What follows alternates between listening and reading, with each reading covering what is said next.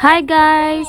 Karon naa day mi sa isa ka park kay naa sila'y paeghan sa mga bata. Naghulat na lang mi pila ka minuto guys kay wala pa kaayoy nanganha kay tugnaw sad kaayo, grabe ka hangin.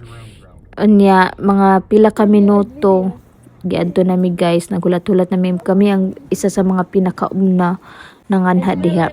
Tapos akong gipa-video si Brianna ani. Oh, smell siya, syempre. Tapos sobraan yun kay katugnaw guys, as in kung kabalo lang ko nagdala kog habol kay tugnaw jud. Tapos nakita ni Brianna yung classmate, naghaghag pa to sila guys. Unya excited na kay si Brianna kay gusto na gyud siya goal guys kay pun-ano niya iyang sudlanan. Tan-aw na to unya kung mapuno ba kay to sobraan kadaghang mga bata. Unya ang uban nagbalik-balik. Akong gignan siya, be, palantawa daw, be, kung kusgan ba gyud, tan-aw na to. Excited na gid kay siya kasi na siya mamina sa ko usahay pag-istoryahan. Unya, wala din ako na video na, unya, 1 minute ra, nahuman na, hurot na ang mga eggs. Suko kay si Brianna, kay tulora ka buok na butang sa iyang basket. Sukay siya. Ingon ko, sige lang, bawi lang to sa sunod nga among adtuan kay naman ni duha man ni siya ka event karon nga adlaw, so mao ni ang sunod nga gianahan. Daghan pug kayo siya unya ang nakagana ani nga event kay giseparate nila into 3 stage, 0 to 3, 4 to 7 ug 8 to 10 years old. So wala gid siya magbalik-balik guys kay dungan tanan.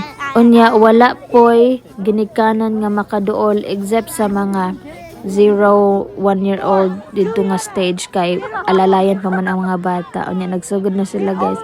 Unya mas daghan diri ang nga 10, unya mas daghan pud ang ilang mga eggs gibutang. Unya si Brianna, oh, tumbling-tumbling na siya. Pero nalipay kay si Brianna ana guys. Unya dugay pa gid ni siya nahuman kay daghan jud kay ila ang eggs nga gibutang diha. Tan-awa, daghan pud kay mga bata. Nanawag pa siya sa ako kay magpatabang na bawal man kay mga bata ra gyud kay di naman na sila alalayan nga stage. Kuan na siya, oh, wa siya kay gadali. Wow, oh, tan-awa si Brianna, oh, di enjoy kay mga bata unya lipay kaayo siya kay hapit na napuno iya ang butanganan, na-achieve niya iyang goal nya. Oh, lipay kay siya guys. So siya nga proud ko no kasi siyang kaugalingon. Kaya napuno niya yung basket. Idi wow. So, bye guys. Thank you for watching. Balik na pud mo sunod. Ug lantaw. Bye.